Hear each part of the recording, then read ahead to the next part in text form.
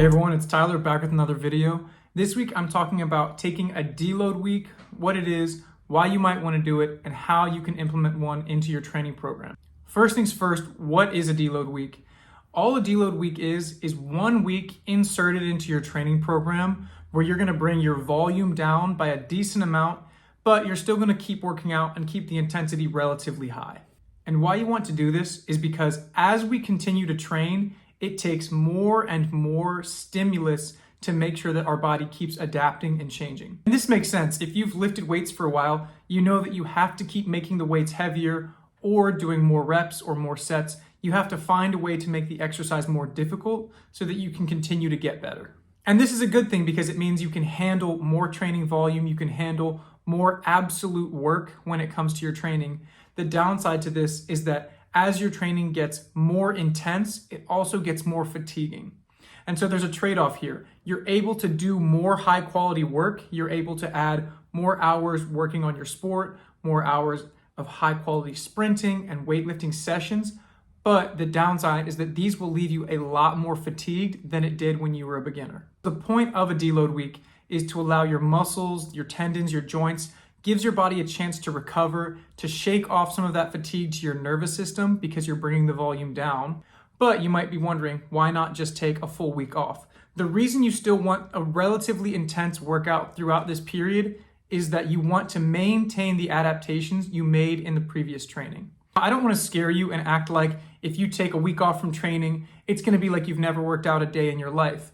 But certain traits, specifically nervous system traits, things like your top end speed, your explosive power, tend to go away pretty quickly. But things like aerobic conditioning, muscle mass, max strength, those tend to stick around for several weeks at a time. So you can really ignore those during your deload week. The point of a deload week is that you have enough intensity to maintain adaptations to things that disappear quickly and to bring the volume down to allow yourself to recover while ignoring the things that won't go away quickly. So during a deload phase, you don't need to worry about a lot of muscle building work or a lot of max strength work. Those are fine, they're okay, but they're really not that important that you need to worry about them during a deload week. Not because these traits don't matter, but because they're not going anywhere anytime soon.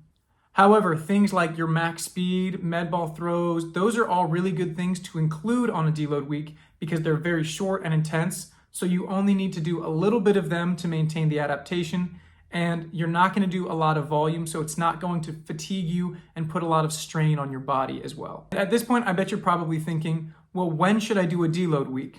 And this is a little bit of a double-edged sword because you don't want to go so long without a deload week that you end up wasting 3 weeks because you're not getting the most out of your training, you're exhausted. You don't want to wait so long that you're not getting the benefits of it, but you don't want to take so many deload weeks. You don't want to take a deload week every other week or every 3 weeks because you're missing out on quality training time where you could be adding in more volume. And if fatigue isn't an issue, you don't want to waste your time with a deload week. One option you have is to do a deload week whenever you feel fatigued. This is a little bit tricky because sometimes you just kind of have an off day of training, but if you take 3 sessions in a row and they've all been kind of low quality, you haven't had very good output, you might notice, man, I just have not had it for a few sessions in a row. It's time for a deload week. This will probably happen once every 6 or so weeks anyways, but you also have the alternative, which is to have a pre-programmed deload week, and you can do this every 4 or 5 weeks, and you just add it in so that you guarantee fatigue's not going to be an issue, and I'm going to do it every so often on a routine schedule. Either one is fine, but whichever one you choose, there's a trade-off. One requires you to be a little more aware of yourself and of your body, and the other one just takes a little bit of planning ahead and getting your schedule all set up ahead of time. Now, planning the deload week is one thing, but when it comes to doing the workouts on that week, what should you do? What you want to do is take half of your regular volume and keep your intensity the same. So something you can do is take the previous week's workouts and repeat the exact same things, but you do half as many sets. And this is a good way to make sure that you're working on the same types of traits that you want to keep. If you're working on max velocity on Monday, if you have 4 10-meter flies, normally, if you do 2 10-meter flies, you know you're going to hang on to that adaptation.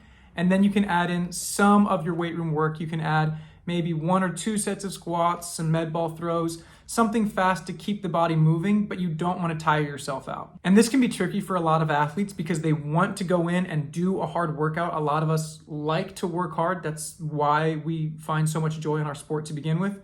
But it does take a little bit of discipline to say, no, I have to do less this week. And there is an alternative that I'll offer. I don't think it's perfect, but if you struggle to do less, if you struggle to go in and do half of a workout, you could just try taking 4 or 5 days off in a row. You're very unlikely to fully maintain some of those speed and power adaptations, but they won't disappear completely. And you're going to allow yourself time to fully recover from everything else. Athletes won't want to do this because they're going to go crazy without training. But if you want the simplest option, I will say you could probably do this and it's still going to be better than running yourself into the ground and being completely exhausted for another 3 weeks. As always, thank you guys for watching. If you have comments, leave them down below. And if you like this video, check out some of the other stuff on my channel. Everything else is along the same lines of athletic performance and coaching. So if that's something you're interested in, subscribe to the channel. And as always, have a nice week. Father, I'm home again. It's a